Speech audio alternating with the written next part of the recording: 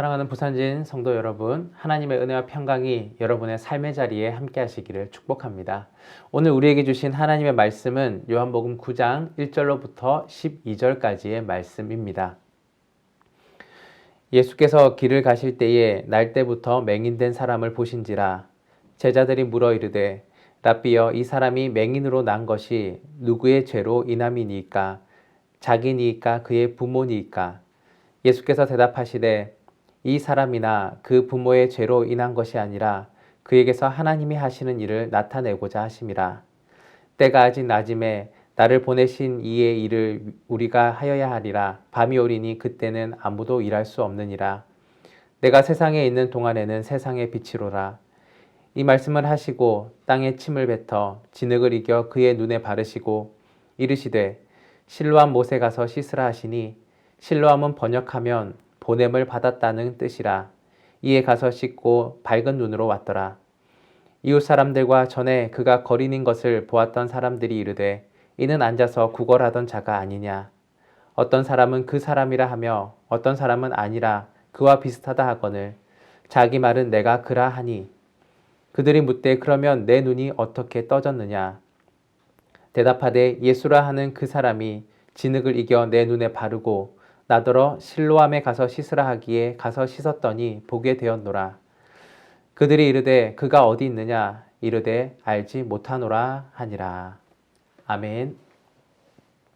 오늘 성경 본문은 예수님이 앞을 보지 못하는 맹인을, 그의 눈을 뜨게 해주신 사건을 기록하고 있습니다. 예수님과 제자들이 길을 가다가 태어나면서부터 맹인으로 태어난 사람을 보게 되었습니다. 제자들은 맹인이 누구의 죄 때문에 맹인으로 태어났는지를 예수님께 질문했습니다. 당시의 유대인들은 맹인과 같이 무서운 병에 걸린 사람들은 반드시 죄 때문에 하나님의 저주를 받은 결과라고 생각했습니다. 그런데 날 때부터 맹인된 자는 아직 죄를 지을 기회조차 얻지 못하였을 때부터 맹인으로 태어났습니다. 누구의 죄 때문에 맹인이 되었는지 참 궁금한 이야기였던 것입니다. 그들은 혹시 그 부모의 죄 때문에 그 사람이 태어날 때 맹인으로 된 것인가 라고 추측을 하였고, 그러나 예수님께서는 그 사람의 부모의 죄가 아니라 그에게서 하나님의 하시는 일을 나타내려 하심이라 라고 말씀해 주셨습니다. 예수님께서는 땅에 침을 뱉어서 진흙을 이겨서 맹인의 눈에 바르시고 실로암 못에 가서 씻으라 라고 명령하셨습니다.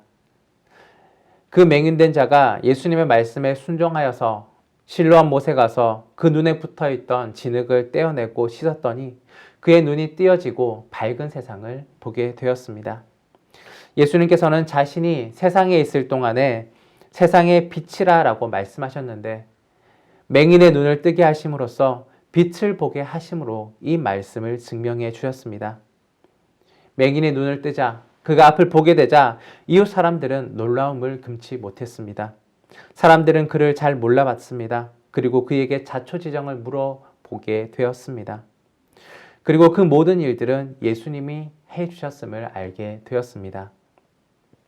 우리가 생각해 볼 문제들이 몇 가지가 있습니다.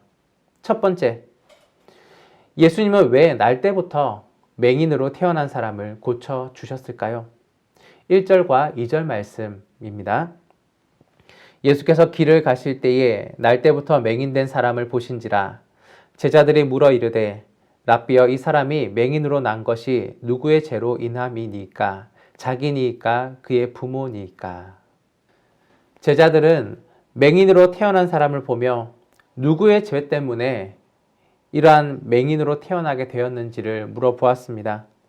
장애를 가진 고난이라는 문제를 죄 때문이라는 그러한 결론을 전제하고 질문하고 있는 것입니다. 인간의 모든 문제를 죄의 결과로 생각하고 있는 것입니다.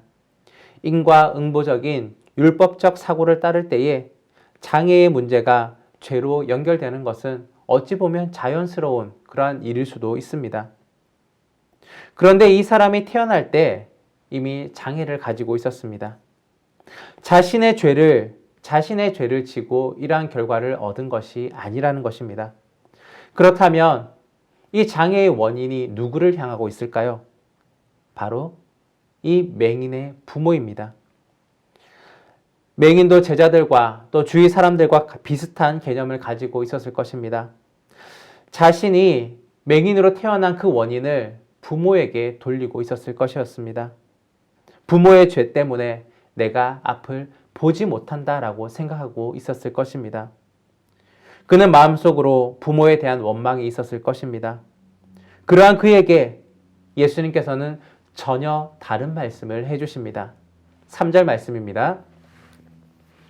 예수께서 대답하시되 이 사람이나 그의 부모의 죄로 인한 것이 아니라 그에게서 하나님이 하시는 일을 나타내고자 하심이라. 아멘.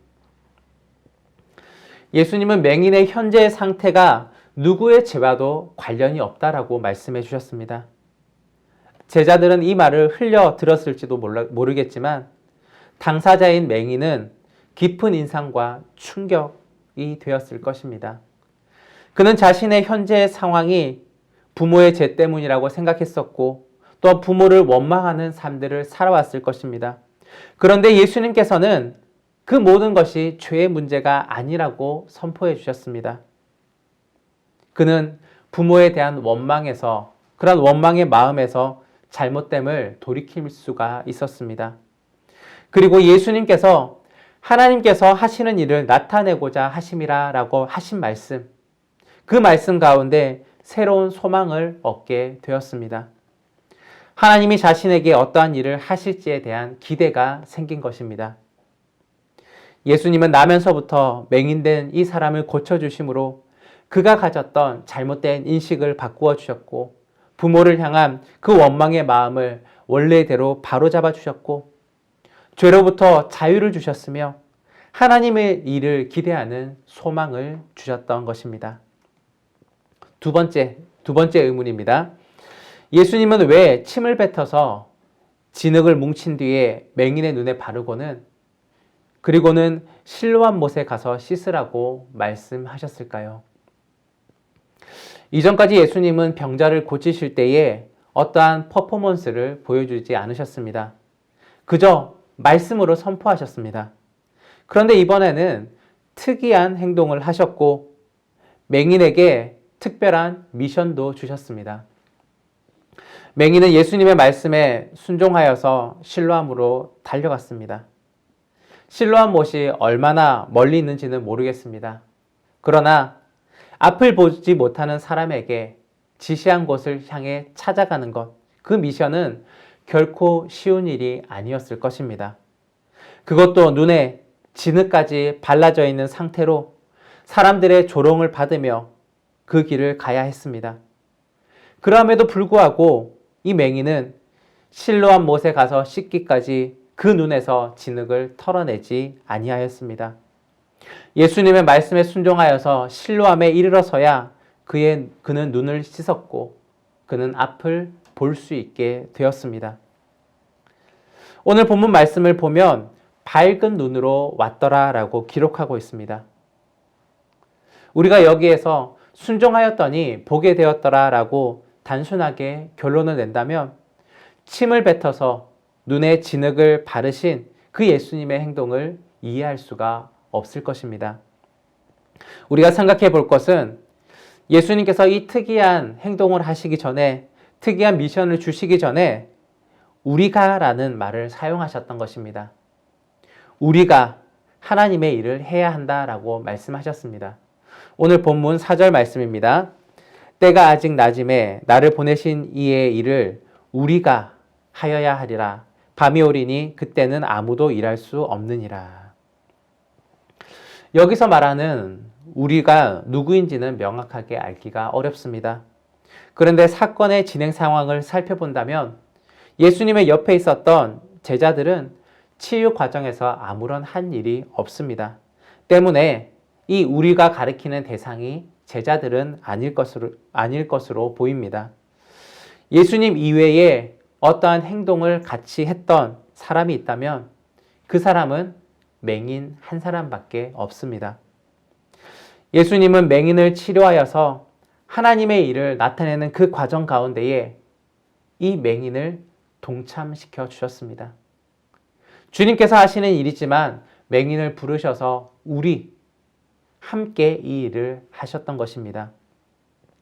그에게 할 일을 주시기 위해서 침으로 진흙을 뭉치신 뒤에 그의 눈에 발라주셨고 실로암에 가서 씻는 순종의 미션을 행할 수 있도록 하나님의 일에 참여시켰던 것입니다. 세 번째 의문입니다. 맹인은 왜 예수님의 말씀에 순종했을까요? 맹인의 입장에서 보면 예수님께서 침을 뱉으신 행동과 사람들이 밟고 지나가는 그 땅의 흙을 이겨서 자신의 눈에 바르신 이 행동은 모욕적인 행동으로 여겨질 수도 있었을 것입니다. 심한 모멸감을 받았을 수도 있었습니다. 그리고 또한 실로암 못에 가서 씻어야 하는 이유도 상세히 듣지 못했습니다. 앞을 보지 못하는 자신을 향한 조롱의 행동으로 여길 수 있었던 것이었습니다. 그런데도 맹인은 화를 내거나 그 이유를 따지지 않습니다. 오직 예수님의 말씀에 순종하였습니다. 6절과 7절 말씀입니다. 이 말씀을 하시고 땅에 침을 뱉어 진흙을 이겨 그의 눈에 바르시고 이르시되 실로암 못에 가서 씻으라 하시니 실로암은 번역하면 보냄을 받았다는 뜻이라. 이에 가서 씻고 밝은 눈으로 왔더라. 아멘. 맹인은 예수님이 하셨던 말씀에 이미 매료되어 있었습니다. 맹인은 장애가 자신의 죄 때문도 아니요 부모의 죄 때문도 아니라는 말에 큰 위로를 얻었습니다. 그리고 자신의 장애가 하나님이 하시는 일을 나타내고자 하신다는 말씀에 큰 소망, 새로운 소망을 가지고 있었습니다. 그래서 맹인은 예수님께서 행하신 행동 하나하나에 기대감이 있었습니다. 그는 실로암 앞에 갈 때까지, 그의 눈을 씻을 때까지 앞을 보게 될 것이라는 것을 상상하지도 못했을 것입니다. 단지 그가 기대했던 것은 하나님이 어떻게 일하실까라는 것이었을 것입니다. 그렇기에 질문이나 이유를 묻지 않고 예수님이 하신 명령대로 실로암으로 갔던 것이고 눈을 씻었고 밝은 눈으로 돌아오게 되었습니다. 이 일이 사람들에게 표징이 되었고 그는 예수님을 증언하는 사람이 되었습니다. 사람들이 겪는 고통과 질병은 죄의 결과물이 아닙니다. 하나님 나라의 모습을 상실한 우리 모두에게 올 수 있는 일입니다. 예수님은 이 고난이 하나님이 하시는 일을 나타내는 도구가 된다고 말씀하셨습니다. 우리가 갖고 있는 어둠의 조건들을 변화시켜서 빛의 길로 인도해 주십니다. 빛이신 예수님을 통하여서 밝은 세상을 회복하고 또 예수님을 세상의 빛으로 증언하는 삶을 통하여서 하나님의 하시는 일들 가운데 동참하는 저와 여러분이 되기를 바랍니다. 기도하겠습니다. 사랑의 주님, 오늘 귀한 말씀을 통하여서 날 때부터 맹인이었던 사람을 그의 눈을 뜨게 해주신 우리 예수님을 발견합니다. 우리 또한 세상 가운데 맹인처럼 어렵고 힘든 일을 당할 때 혹시 그 모든 문제가 죄 때문인지 고민하게 됩니다. 그러나 그 정죄의 시선이 아니라 우리 주님께서는 하나님의 하시는 일들을 우리 가운데 이루어 주시는 분이십니다. 어둠의 권세 아래 있었던 우리에게 밝은 빛을 주신 예수님, 또한 그 빛의 사역 가운데 우리를 동참시키는 예수님, 그 주님과 오늘 동행하는 삶들을 살아갈 수 있는 주의 백성들 되게 하여 주옵소서. 감사드리며 예수 그리스도의 이름으로 기도드립니다. 아멘.